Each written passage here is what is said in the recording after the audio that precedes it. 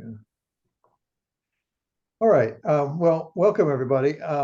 This started as a couple of years ago, actually, with other folks saying that they wanted to do a workshop, and I had said that I was going to do this workshop back in September of last year, and a bunch of things got in the way, and here I am. Part of what makes these important, I think, is back when HD was alive, we had Thursday afternoon seminars, and they were infamous. They were every Thursday at 4:05 p.m. in the afternoon, usually at the Center for Wetlands. And they sometimes went on until 6 or 7 o'clock at night. And they were making science. It's the way I like to think about it. We were making science, exploring things that we'd not explored before, thinking thoughts that we had not thought before. And I miss that. I really miss it a lot. And I was thinking, well, maybe we ought to try to have Thursday afternoon seminars. Not every Thursday, but every couple of months. So let's see how this goes, and maybe this will be the beginning of it. All right. So in order to keep me on track, I'm going to let everybody, and I'm going to share my share. So to keep me on track, what's got this going was looking at the NEAD database and realizing that there were some real issues and questions about labor and how to use it. And also at the last Emergy conference, we brought up this idea of how we handle labor in our analyses, and whether or not we need to rethink it. So first of all, I want to say the UEV database, finally, it has been published. We finished that work in, believe it or not, in 2015. And it has taken from 2015 to 2024 for the EPA to finally allow it to be put out there for the world to see. You can download it. This is the web address to get it, and then you just click on assessing the UEV library. And I've brought it up on my computer. Hopefully it's going to work. Let's see if it does. Oop, well, there it is. So there's and you can click on that and it downloads. It's a Excel spreadsheet, not really very large. It works pretty good. And I thought that I had, what did I do? Okay. Let me think. I thought I had gotten, okay, so here we are. This is the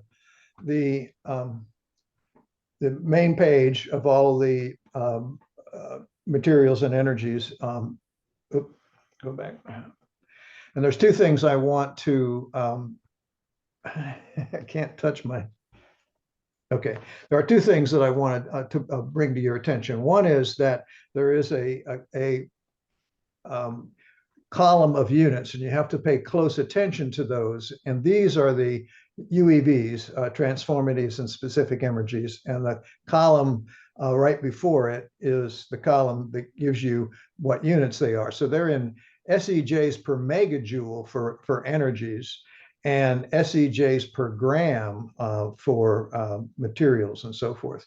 It's also very important to realize that these minerals are the transformity or the specific energy when they're in the ground. This does not include mining, transport, refining, or anything else. So if you're looking for copper, for instance, this is the copper in the ground, and you still have to go through energy intensive things to finally get it into copper that you use in your home. So I'm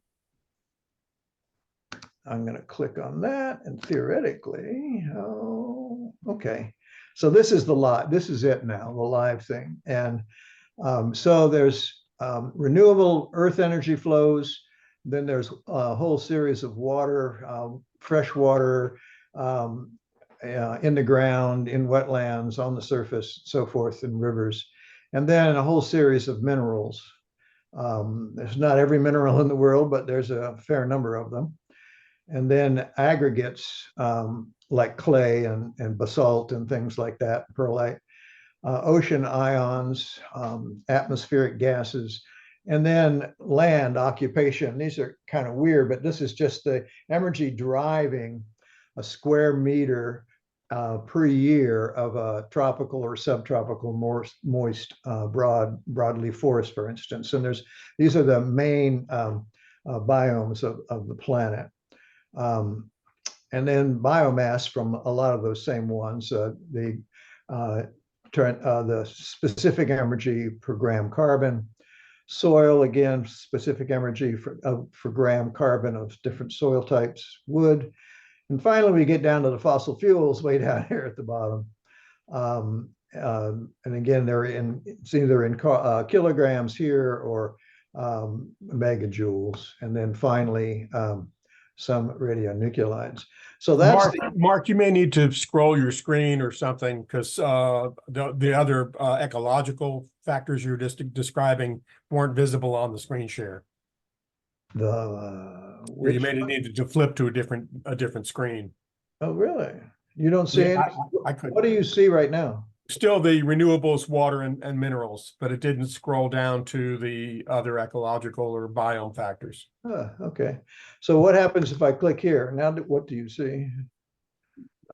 No change on my screen, but maybe others are seeing it. Okay. Huh. All right. Well, that tells us something. Thank you very much. Sorry. All right, I can't go through this, but at the bottom anyway, download it and play with it and have a look at it. It's great stuff. Chris Dubilvis, PhD student here, was the one that did the lion's share of this work, and then Sam Arden, another former student, did a lot of work on it as well. Okay, hopefully we're back to the page that we were just at a moment ago. Let's see. Show MTV UVVs. Is that what you see now? Yes. Okay. So I've taken these and have started to make a list of UEVs that, come on, that are refined metals and products and so forth. And it doesn't look like it's going to show it. It worked yesterday. Okay. Yeah, if you're showing it in a different window, you need to make sure you click on the window that pops up for the screen share. That's source application is busy and can't respond. All right. I don't know what it's busy at, but okay.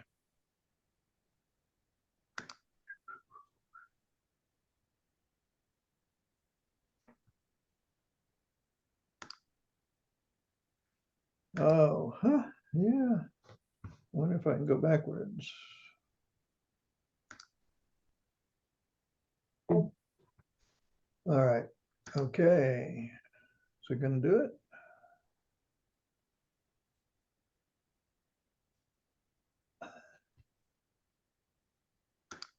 Try it again. Okay, I said, okay. All right, well, that's not working, so let's move on.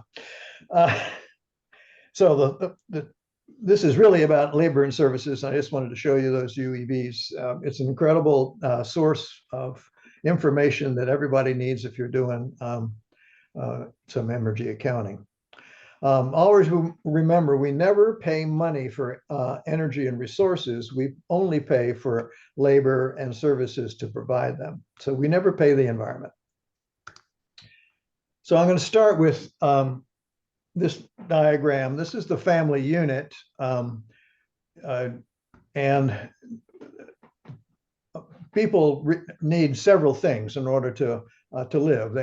One of them, of course, is your labor, which feeds into industry and economy and commerce in the main economy. But you also need to procreate, and you need to maintain yourself, and you need leisure. You need all of these things. They're all to make a human and to be productive. And I like to think of all of those as co-products. And as such, that means that each one gets assigned the total energy required by a family unit. And that includes the labor. There are some in the energy accounting area that like to think, well, I'm only going to take 8 hours of a person, or their 1/3 of their energy, saying that's how much they work, and so therefore that's how much energy we ought to assign to labor. But in Emergy, I believe that these are co-products, and that flow of labor then needs to be the entire Emergy required to maintain that family unit. So that's the first question for discussion. Is there any thought about whether that's right or correct or not correct, or thoughts?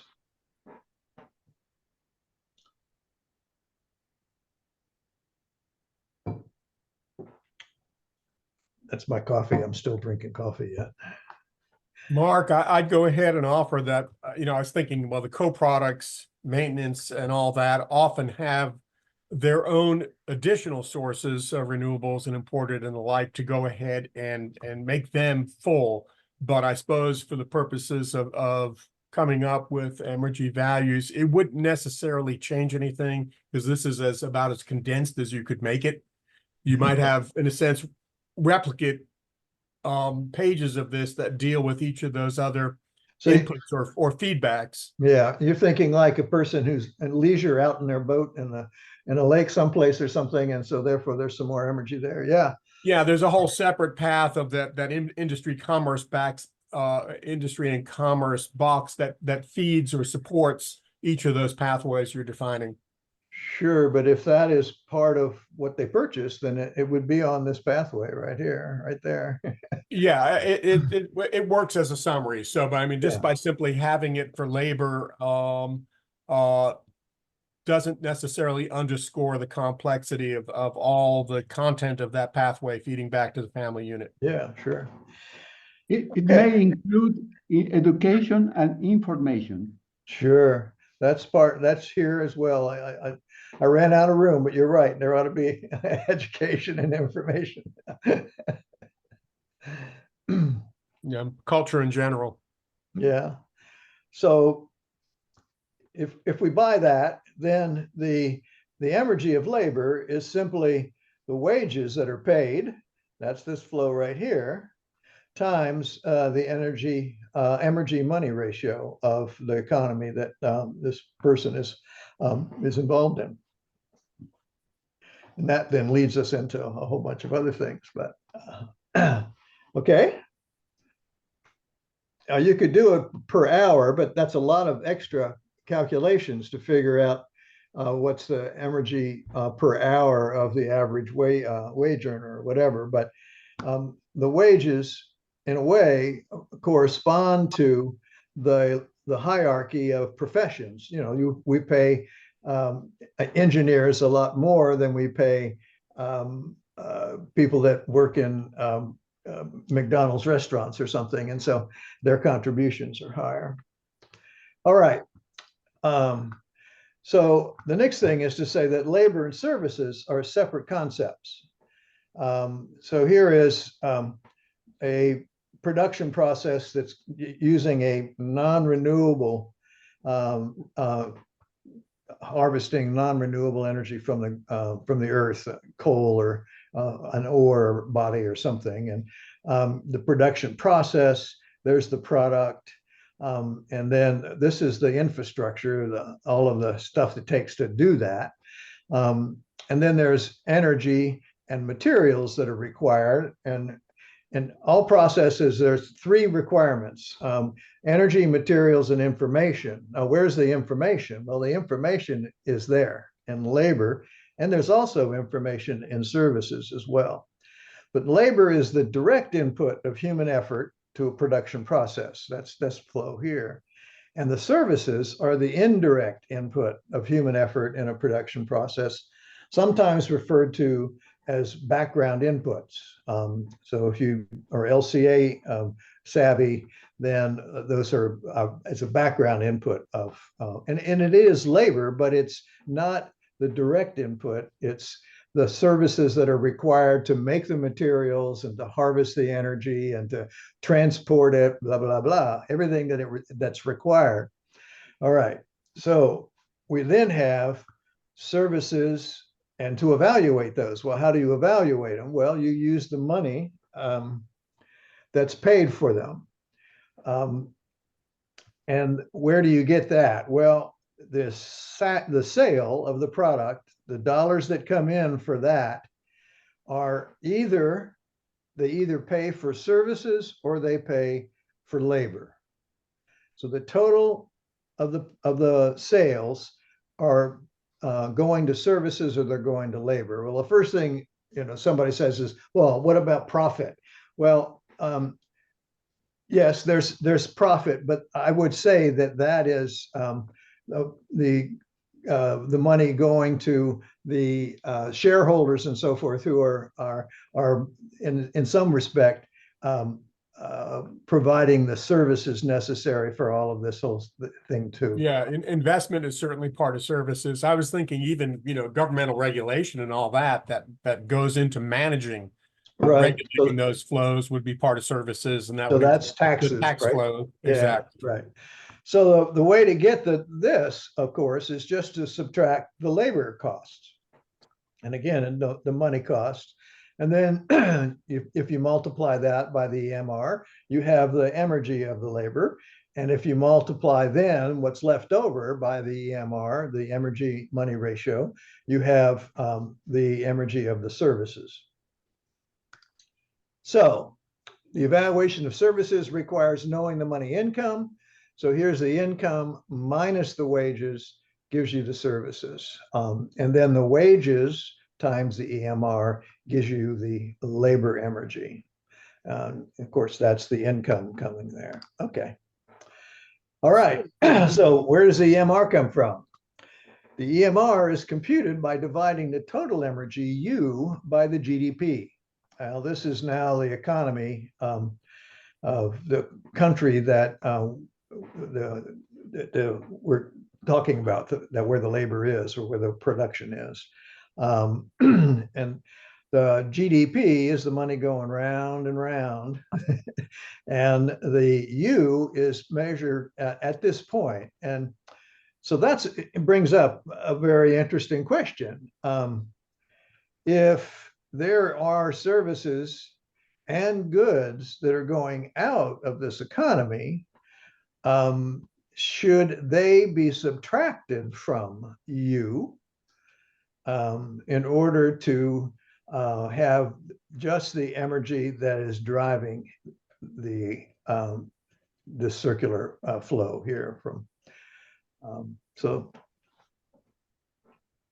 I've been going round and round and round about and thinking very deeply about all this for a long time, well over a year.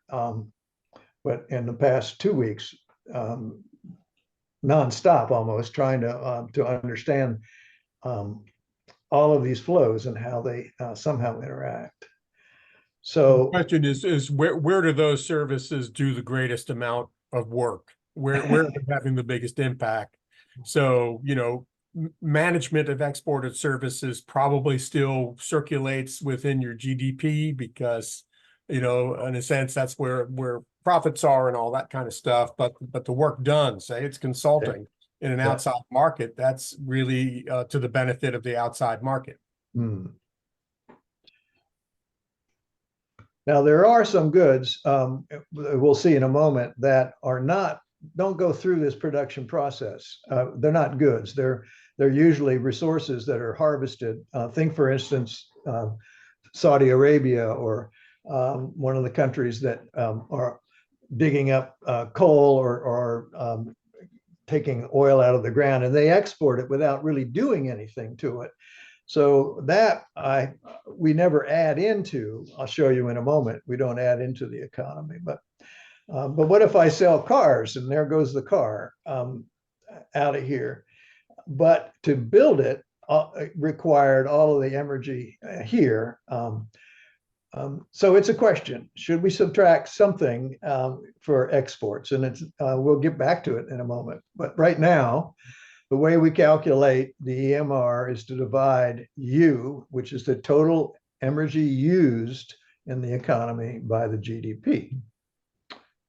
All right.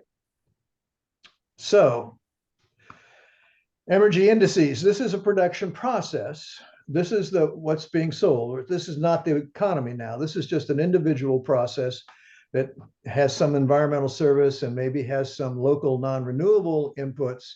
And then it uses energy, goods, labor, and services from the main economy. So we calculate U, or the Emergy of the product, two ways. We do it with labor and services, and we do it without labor and services. And so the U is equal to R plus the local non-renewables plus the energy from the main economy, the goods from the main economy, and the labor and services from the main economy. So that's U with it, and then obviously without it, you just drop those. So the Emergy yield ratio is calculated this way. You take U and you divide it by all of these inputs from the main economy. And if this is large, then you get a pretty high yield ratio. If this is relatively small, then of course your Emergy yield ratio will be small. But here's the question, and that's the environmental loading ratio.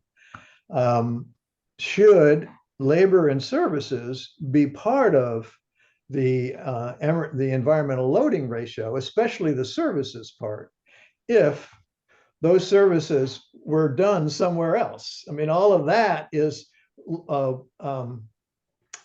load on the environment where that happened. Remember, that's background. Services are background labor.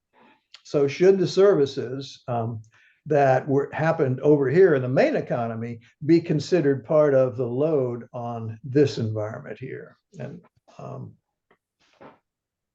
what do you think?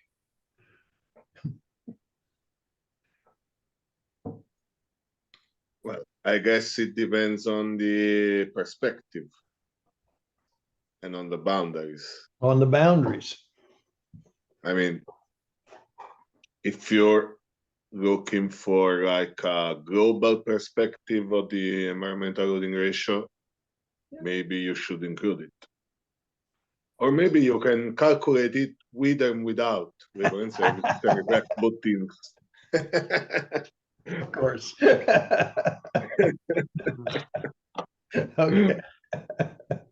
With and without. With and without. Back to some. All right. It's an interesting question to ponder at 3 o'clock in the morning when you wake up and you can't go back to sleep. Just start thinking about that. Right now, we include it, and we say that it's all the Emergy required is all the Emergy required, whether it's consumed right here in this local environment or whether or not. And I tend to agree with that, but it's still kind of an interesting question. How do I raise my hand? Oh, you just talk, that's all. Yes. Mark.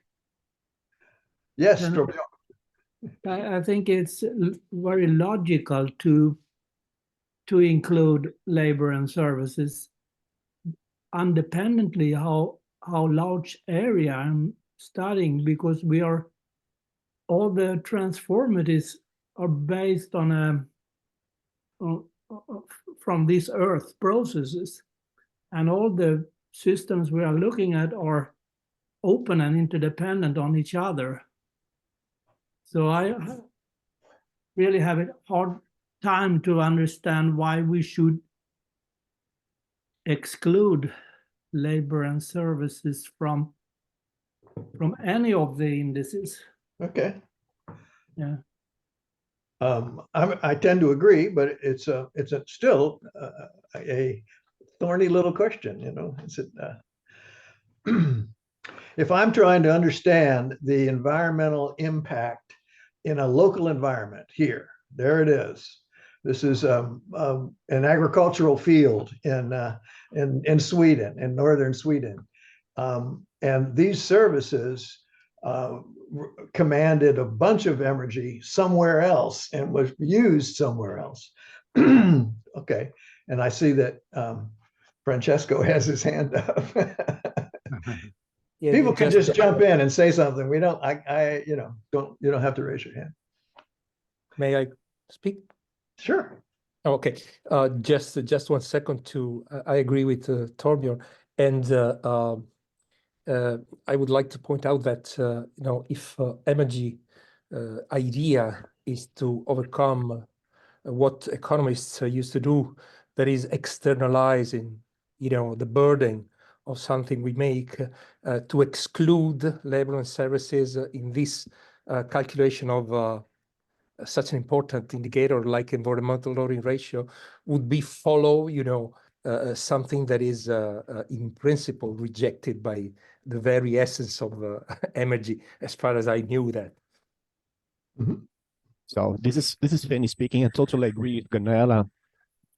You are responsible for consuming these labor and services, you know. You cannot use the soybean from Brazil, you not be guilty with what's happening here. You know, that's my thought. Yeah.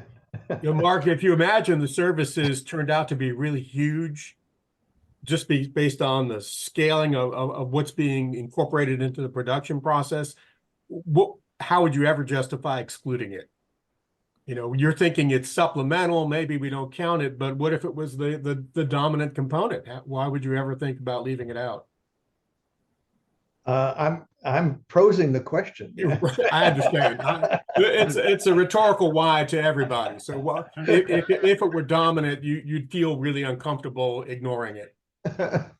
I think regardless the how big the service would be, the purchase service into the production process, we would have to pay for that, right? Even that's not the local loading happening locally, we would have to pay for outside purchase service. So it should be included. Mhm. Okay. I'm trying to think of an example. But suppose that I bought a bulldozer, a very large piece of heavy equipment from Brazil, and I bring it to my property here, and I start clearing my property, and I'm going to calculate an environmental loading ratio. I couldn't do it without the bulldozer, right? And the only way that I have of evaluating the bulldozer, of course, is the money that I paid for it. I mean, this heavy equipment, and so in which case it makes sense to say, well, the services are necessary as part of the environmental load, even though all of the manufacture of that thing happened in Brazil. And there was an incredible load on the environment in Brazil to do that. It winds up again being here and evaluated. So I tend to think that yes, it should be added into the environmental loading ratio, but it's still maybe an open question, maybe not. Maybe we settled on it. Yeah, maybe because the load occurs in different places. If you include the services from Brazil in equipment used in US, and you calculate it using the EMR, the EMR from Brazil is very higher. It's higher than the US. So labor will be higher and services will be higher. But I the know load that Yeah, Yeah, I would agree. I would agree that perspective. because it depends on where the load is. If you are globally speaking, okay. But if you're locally speaking, we have to be careful. Exactly. A lot of times these seem like really simple answers. Oh, yes, of course. Or, oh, no, it's in the, you know, but then you think a little deeply and you go, you know, it adds some things. All right. So the next time you calculate an environmental loading ratio, think about it. What does it mean, really? Yeah. Okay. Continuing with labor, in comparing two processes, we generally choose the one with the lowest Emergy, the lowest UEV or the least amount of Emergy. But what if the higher UEV is the result of a higher input of labor?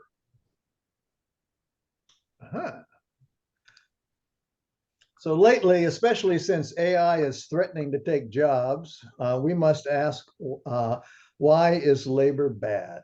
In other words, if you had two processes and one of them had a higher UEV and it was because of the labor, we would say, oh, well, we want to choose the one with the lower UEV because that's less energy, right? And we're always trying to maximize if it's the same product.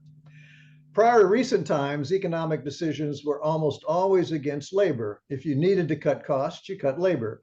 In monetary terms, labor costs were almost always the largest monetary cost in a production process. Therefore, greater monetary savings could result from cutting labor costs. Also, energy and material inputs cannot easily be cut, usually. One could easily make the case, however, that the purpose of all productive processes is to provide goods and services to laborers. Yet, without wages, it's relatively impossible to purchase those products. So, I'm seeing it play out right now all over the world, but in my economy, and I'm sure it's happening in Brazil as well. We got high interest rates and labor trying to control inflation, and so they raise the interest rates and put people out of work.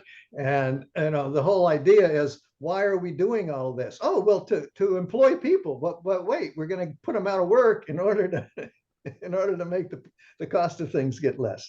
So it's a nightmare when you start making decisions based on monetary policy. But we are sort of doing the same thing when we choose the thing with the lowest UEV, when it could be because of labor. So here's the labor and services as a percent of the total energy and a whole bunch of things. I just went through the literature and tried to find stuff and calculated the total energy and the energy and labor and services. And then over here are the percents. And so the percent labor for electricity is quite small. But when you get down, and these are paper in Brazil, I worry a little bit about the labor number here, but this is from that particular study. Almost 60% of the cost is in labor, and about 8% is in services. So it's kind of interesting to look at these, and I'm going to now look at just a couple. So I propose we start thinking of labor as a positive input. Just as we compute percent renewable as a positive index, we should begin to think of percent labor as a positive index. It's a very simple index to compute if you have the data. So here we have two salmons. One is farm salmon from Norway, and the other one is wild-caught salmon from Alaska. Now, the farm salmon has a lower total energy and a lower UEV than the wild-caught salmon in Alaska. So if I were just looking at that and not looking at anything else, my recommendation would be, well, certainly we ought to use the wild-caught salmon because it has a lower energy per gram, per kilogram. But now I look at labor over here, and we're employing twice as much labor to produce this than they are producing the farm salmon in Norway. So now you go, how would I recommend that?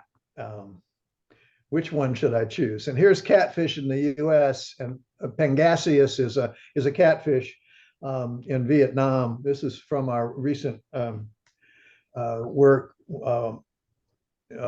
project that finished just a couple of months ago. And there's more labor in the US than in the Pangases. And so, you know, we might want to say that, so that one. So I just point out that I think we need to start thinking about labor as something positive rather than just another cost, and we try to minimize it. What do you think?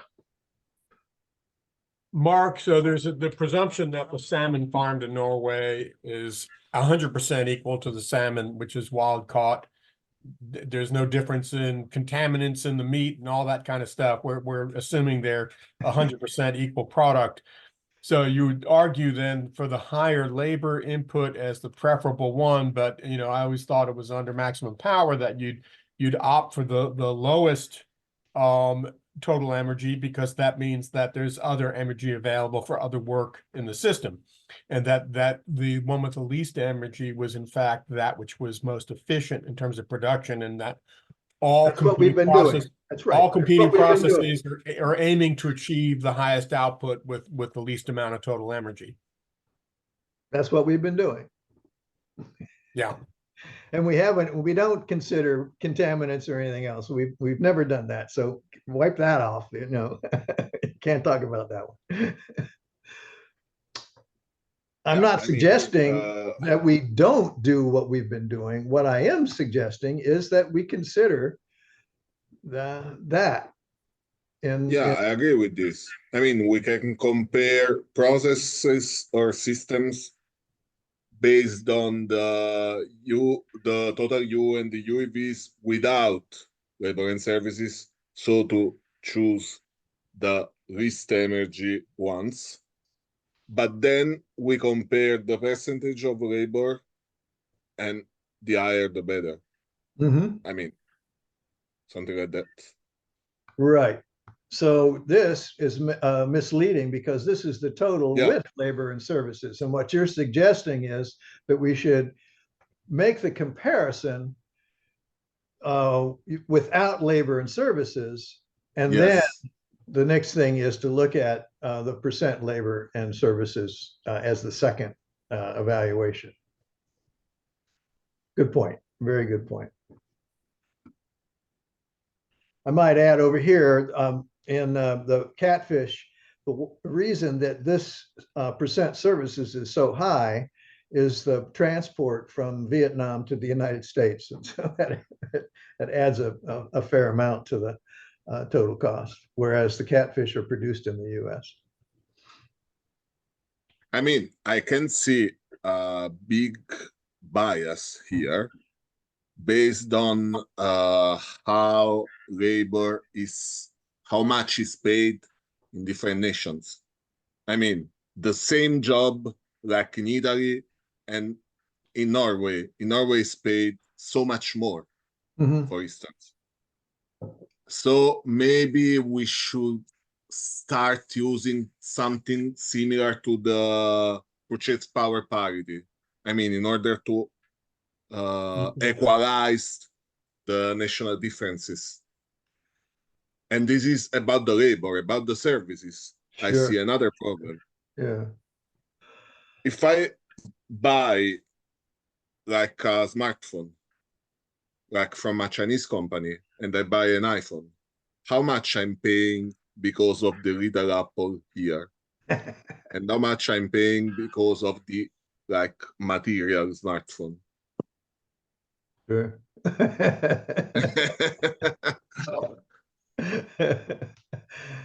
Well, I think you pay a lot for the little Apple. Yeah.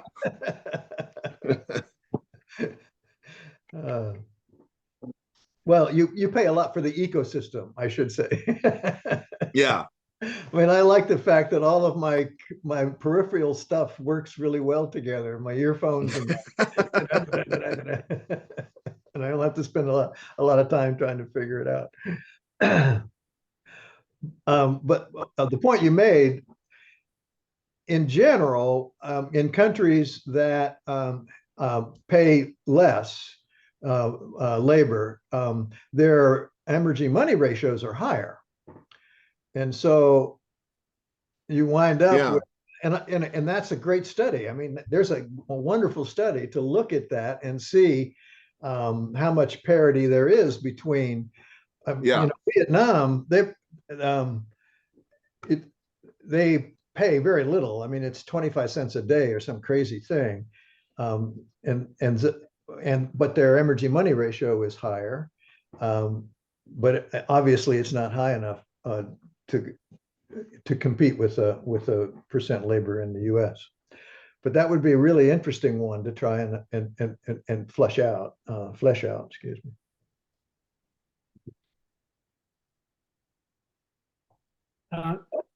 Okay, I'm thinking on the fish, on the salmon, Yeah. or any kind of fish. Daniel Bergqvist, for instance, made a study of shrimp production in Philippines and in Sri Lanka, and they were very different. One was a family-driven multifunctional pond with a lot of other species in the pond, except for the shrimps. And the more intensive farming style was using pumps and fertilizers and bought in diesel machines, the mother shrimps, so to say, and other species like banana or ducks or hens or fishes or crabs in the dam were forbidden, because they were so focused to produce shrimps from that farm. Okay, those shrimps were similar to the farmed salmon in Norway or in Sweden or Chile or whatever. They were more efficient in terms of Emergy, but when you put the shrimps in a fuller, richer context, and you started to compare the shrimps with the other products, the crabs, the other fishes, the banana that were grown, the chicken that were running around the ponds, etc. That pond system were much more efficient when we considered all what was produced, not only focusing on the shrimps. Besides that, the whole Emergy signature is very different. And looking at indices like for renewability and things like that. So I have very hard to compare those two salmon here and say something about labor, because I miss the other part of the story. I miss to scale out and see those two fishes in their next largest scale, so to say. Yeah, if you understand. This salmon, Norway salmon farms they're not mom and pop operations with a bunch of chickens and a lot of other things. These are industrialized, Yes, unbelievably industrialized things. The Ex- fish are moved around in pipes of water from one pen to another pen, and then taken out into the fjord and grown in pens that shoot pellets of feed at them. And I mean, exactly. and the wild caught Alaska salmon is a really energy intensive process as well. So we're comparing two very energy intensive things. And it takes a lot more energy per kilogram for wild caught salmon than it does for the farm salmon. But it also, you wind up with more labor in the wild caught salmon. So anyway, I just think we need to start thinking about labor as something positive, especially these days. I mean, your job is on the line. AI is going to take it. Yeah. Can I have a question? Can I have a question? I heard about earlier you say UEV lower is better. Is a better option. Did I hear that correctly? I'm sorry, I didn't understand. Say it again.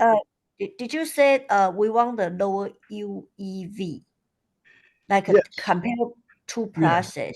When we But compare, UEV is a measure of the actual performance of the process on the scale of the geobiosphere. Mhm. So UEV, higher UEV means a better process, right? No, it means more energy intensive process. More energy. Okay. Okay, I'll think about that. Thank you. Okay. All right. Have we beat this one enough? Can we move on? All right. So now computing energy in national economies. So this is the diagram that we all see, have seen for many years. And there are two prices, P1 and P2. P1 is the Emergy money ratio for the country. That's P1 here. And P2 is the Emergy money ratio for the world. Now, if you're dealing with a particular import from a particular country, then this P2 would be their Emergy money ratio for that country. But usually when we're dealing with trying to evaluate a whole country's economy, we can't get down to multiplying the money paid for all of the various countries for their inputs. So we wind up using a world Emergy money ratio. It's also very important to remember that the fuels and minerals and metals and the goods that are imported should be computed without labor and services. That these are the Emergy without labor and services. And so that's another good reason why to calculate any product with and without labor and services, okay? So the total Emergy of this economy is the R plus N1 plus NO plus F plus G and plus P2I, and I is the money paid for imports, and P2, of course, is the world Emergy money ratio. Now, this other form, I said I would talk about this. This is non-renewable exports that are direct exports. So these big countries, or these countries that have very large mining or oil operations where the majority of what is mined or pulled out of the ground is exported directly without going through the economy, then we do not add that into the Emergy of the economy. And there's, you can argue a little bit about that, but whatever. All right. So the Emergy money ratio, national economy, the total Emergy is what we said. The Emergy of the country is U divided by GDP. And then we have a world Emergy money ratio that we'll get to in a moment. All right. So luckily, we no longer have to do the work of compiling the data for each country. And if this works, we'll see. We started with the National Environmental Accounting Database, and then Gong Yan Liu and his group in Beijing took it over and have updated it and brought it up to 2015. And I understand that there is things in the works for up to 2021. I'm hoping that happens soon. So this is the page, and you can get data by country in case you haven't done it. So I will choose the US. Can you all see this? You all see the NEAD database? Yeah, but that's it. Your next screen hasn't come up yet. Ah, okay. It may not. So that will take care of this one real quick. You got to bring that window to the forefront and share that window if you want to. Let me see. Well, I don't know how to do that. Okay, anyway, the NEA database provides us with everything that we need in order to calculate an energy money ratio. In fact, it calculates the energy money ratio for every country. Are we back to, luckily, we no longer have to do the work? Yes? Yes. Okay. So, come on. So the Emergy money ratio it includes this P2I. Should we include imported services? So that's an interesting question. Just as we've talked about, should we include services in these production processes? Should we include the services that this is stuff that has happened in another country somewhere else? And it's not necessarily,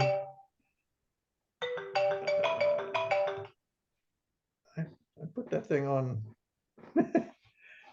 All right. These are stuff that's happened somewhere else. It happened in Brazil, or it happened in China. And here goes the money for it to buy it. And now here comes the Emergy of the product, which are the services, which is the labor of what it took to make it. And I've done some analysis, and on the average for every country, the difference with or without this is about 8%. So it's not a huge difference, 8 to 10%, whether you include it or don't include it. So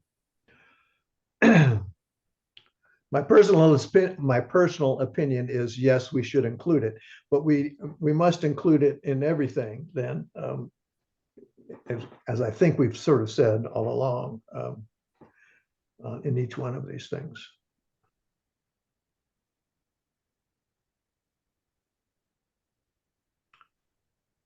Okay. Is there a chance for double counting? There's a huge double counting happening. Because it is large. I'll show you in a moment. Fuels and goods will be included without will come from the main economy, will come from somewhere. So yeah, these are actually coming yeah. They're coming from the outside market. Yeah, exactly. Yeah.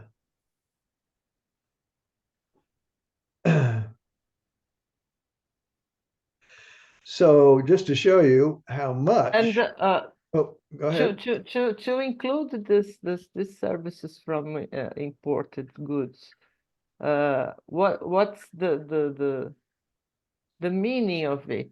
We want to increase the load. You want to increase the energy. You want to show that something is happening somewhere. What would be the meaning of including it? Well, Emergy is the sum of what it takes to make something. And those services, even though they happen somewhere else, are what is required to make these goods and fuels and metals available anywhere. And they're required to foster the processes inside your box. Oh, yeah. If you don't bring them in, you're not getting that GDP at the level you're expecting. Sure. It gets more complex. I'll show you in a moment. I'm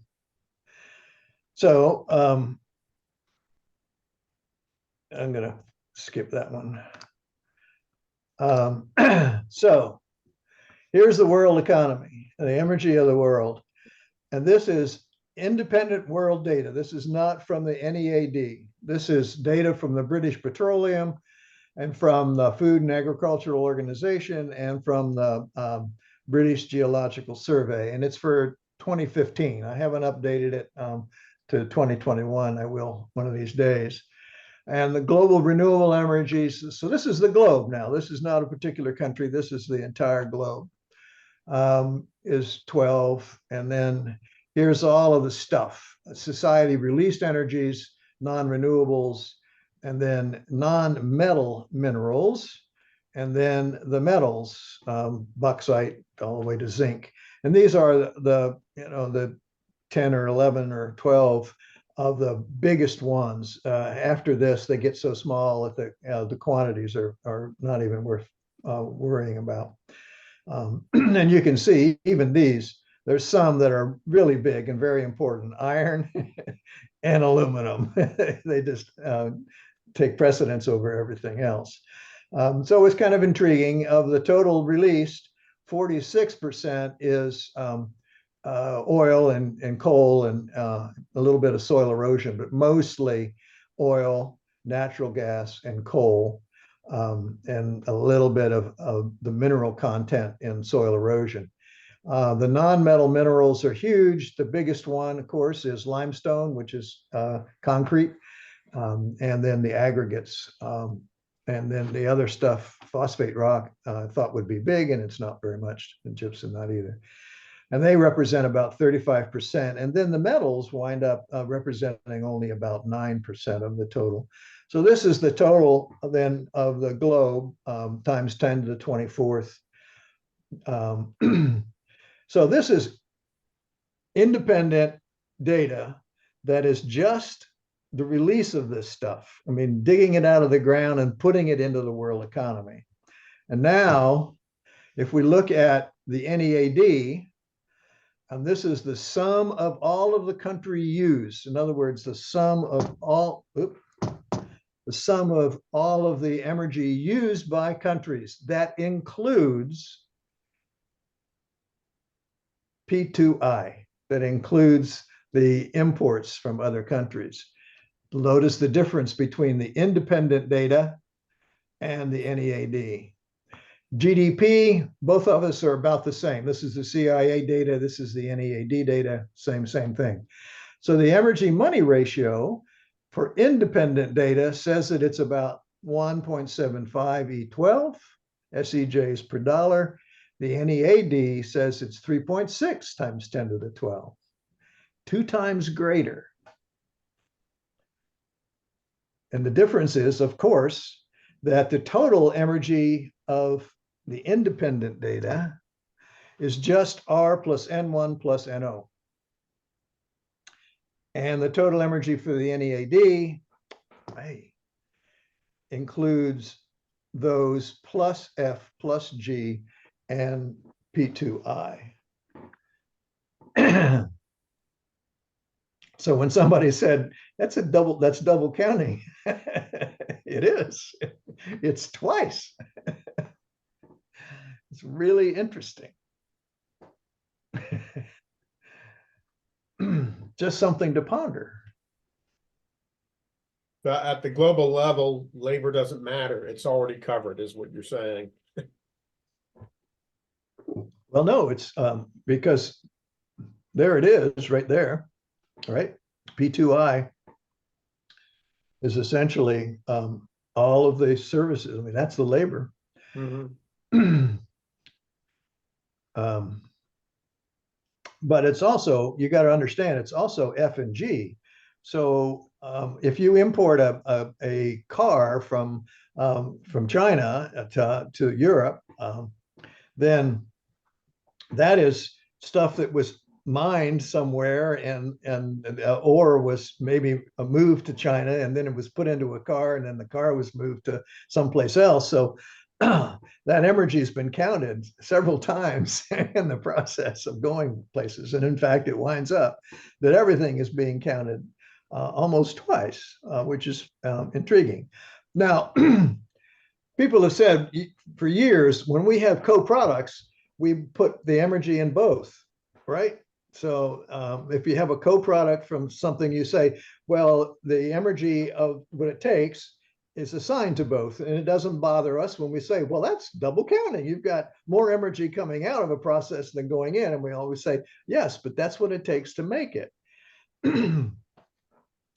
So I'm not bothered by this. I just find it very, very intriguing that when you now have the ability with the NEAD to start looking at everything and seeing trade as part of that, it doubles the amount of energy that we are accounting for. And so, again, back to the same thing, the EMR. So why is World EMR important? Well, it's because we use it in order to calculate the services that are going into every country. And it's an absolute essential when you are evaluating a country and you need to know what are the services. If you think that, if you agree that the services need to be counted as an input to a country, then P2 or the World Emergy Money Ratio is really a very important thing. We've already done that. So, But Mark, at the global level, huh? at the global level, the boundary is the entire planet. So all the labor might it already be captured by all the Emergy inputs anyway. So you would be double counting if that's the boundary. But when you're looking at the dynamics in between particular countries, or you've got a specific geography that changes the construct or the foundation for the assessment. You don't like that.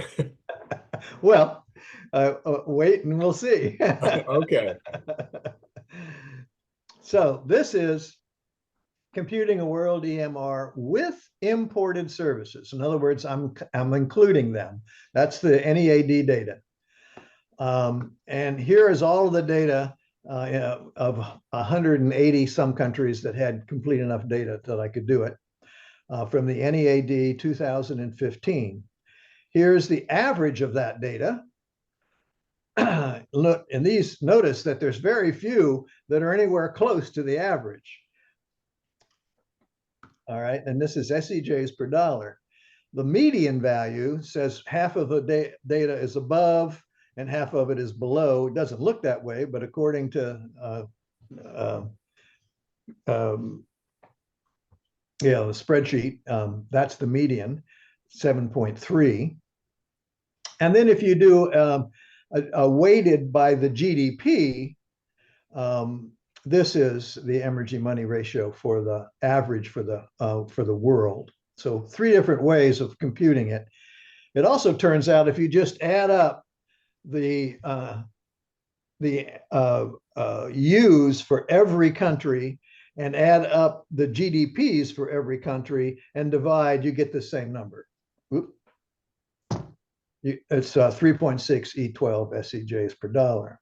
Okay, so how should we evaluate it now? Well, remember that when a country has a unit Emergy value, an EMR that is less than another country, the country with the lower EMR benefits from that trade, right?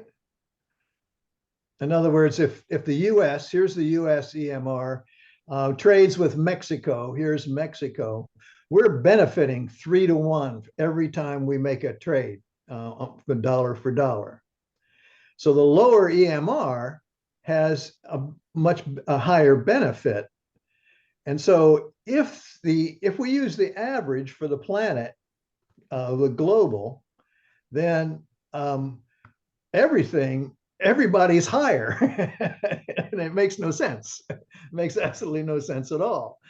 And if you use the median, well, it's way, then everybody benefits. There's hardly anybody that doesn't benefit from trade. And so I don't think the median is correct. I do believe that this one is the appropriate number, which is the GDP weighted, or just adding them all up and dividing. 3.6 E12. This is in 2015.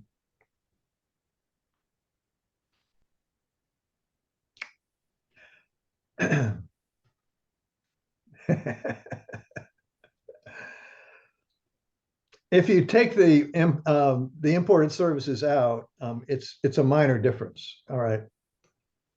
Like I said, I think it's 9%. 9% difference.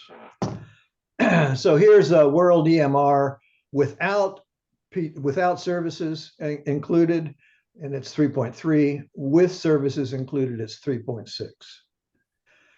So the difference is 9%. Now, the big part of this, of course, is F and G. This part right down here. The NEAD includes trade. So, and that's how you get such a large difference between the two.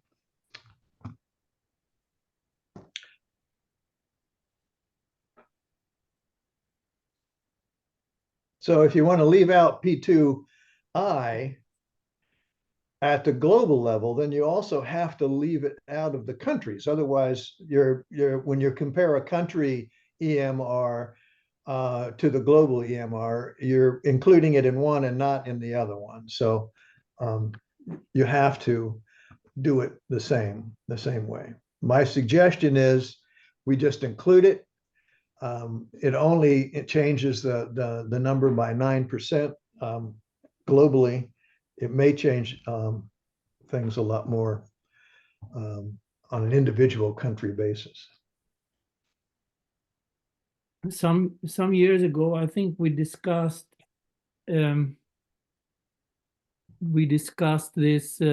P2I, for instance, looking at one country and its relation to other, and we try to understand which are the dominant partners that you are doing trade with. And if they can be detected, you could make some kind of average for 3, 4, 5 big countries that you're trading with, come up with a P2I more specific than the world. Yeah, you could.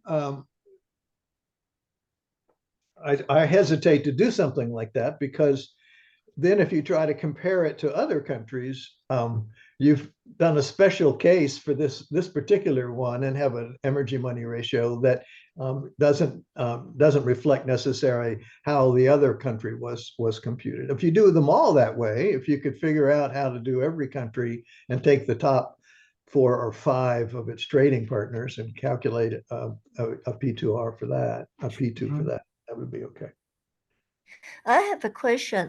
When you do the P2I, the P2 you were using is a world average. Am I correct? It's the world. I don't want to call it average, but yeah, it's a GDP. Right now, I'm suggesting that it's a gross domestic product weighted average. Yeah, so that's a world number. But if I want to compare, like for example, if I want to compare the electric car made in China and electric car made in, say, India going to USA, then for the P2, it should be different. Yeah. Yes. So I'm not looking at 2 particular country trades, then you use the EMR for those 2 countries. Yes. Oh yeah. Okay. Thank you.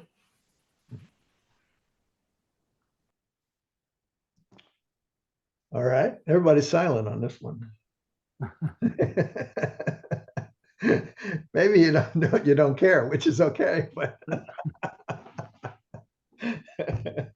so I'm writing the chapter in my book. I'm writing the chapter on nations and trade and everything else, and it just has been really bugging me to try and understand how best to handle all of this data. So that's the impetus for this whole talk. It's the chapter on national accounting and world accounting. So, okay. Well, we've come to the end. Don't forget, the Emergy conference is the 16th through the 18th of January, 2025. Don't forget. Should we have another Emergy workshop? And if so, how about September? And anybody got an idea for a topic? Ramo is shaking his head yes, or nodding yes, he wants another one. Yeah, I mean, I like the idea of doing workshops. I don't know about the topic. Well, Mark, if you solve all the problems while you finish up this chapter, that would be a worthy topic. Only if you Yeah, I mean- if you solve it. Well, I have. In my mind, I've solved it. I was Okay. allowing you all the opportunity to test me or something. Okay. The other thing is, I mentioned it when we started this, I really missed the Thursday afternoon system seminar. Craig, you remember them. I keep wondering if there's some way we could recreate it as a Zoom meeting. And the way they worked, of course, was everybody was responsible for bringing something new that they had worked on over the last week, or it was usually every week. But not everyone had something new, but at least one or two people had something new to talk about. And we would then have a conversation. And quite frequently, HT had something new to talk about. And, Yes. and then, we would go on and on talking about it and thinking about it. And, making science is what it was all about. We were making science. So It's like the seminar topics were basically a way to trigger HT's thinking on it. yeah. And we all could do that. It's wonderful. I mean, there was never a topic. It was just you were expected to bring something new to talk about. You were going to present, and usually there'd be at least two, and then we would make science and talk about it and conjure. So is there some way that we can recreate that? Doesn't have to be every Thursday. Maybe these workshops are sort of like that. Anyway, I'll leave that to you all to think about. And you can use the listserv to communicate. Don't be shy. If you're not part of the listserv, send me an email and I'll give you instructions on how to be part of the listserv. Okay. Any thoughts, questions?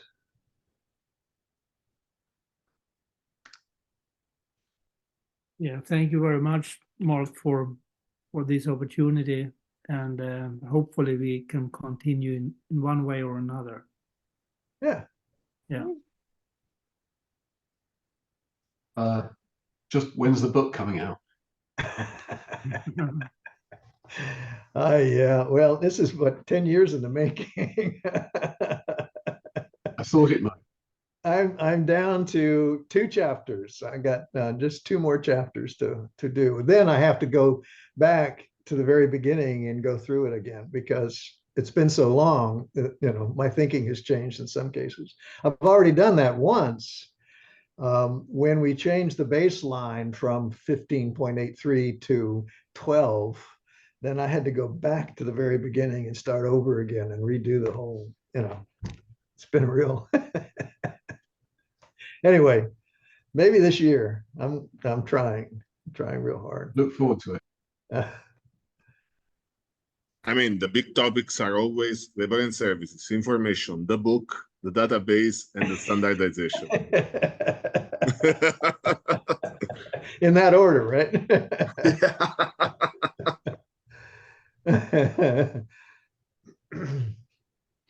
There's a bunch of comments here. Let's see. I didn't see them when I was sharing my screen. We may need a higher Emergy computer. I remember the challenge Sinsmere and I had with this issue when dealing with St. Lucia. Yeah, internal Emergy ratio. I suppose if the arc is towards sustainability, then maximizing labor would suggest percent labor is a useful index. Would you evaluate the labor in producing and supporting AI as it displaces other forms? How many people have used AI? Have actually used it? I've been playing with it. David Tilley, some of you know, got me interested in it, and he's really into it. He's really interested in it. And he uses it in very creative ways. But one, I was lamenting, David and I are doing these podcast where we're interviewing all of HT's former students and colleagues. Eventually, we'll get around to all of you as well, but we're starting with the really old ones before they they pass on, and we're working down to younger. And they're interesting. It's all about recollections of HT. But on one of those, I was lamenting the fact that I wish HT was around, especially because when I'm writing this book, there's questions I would just love to ask him, you know, and it's, you know, can't. And so he said, well, why don't we create a HT Odom AI and feed it all of HT's stuff, right? And so he's been doing that. The problem is that they don't allow you to feed it too much. They have a limit to how much information you can give to the thing. So we tried to pick some of the best papers and best stuff that he's written.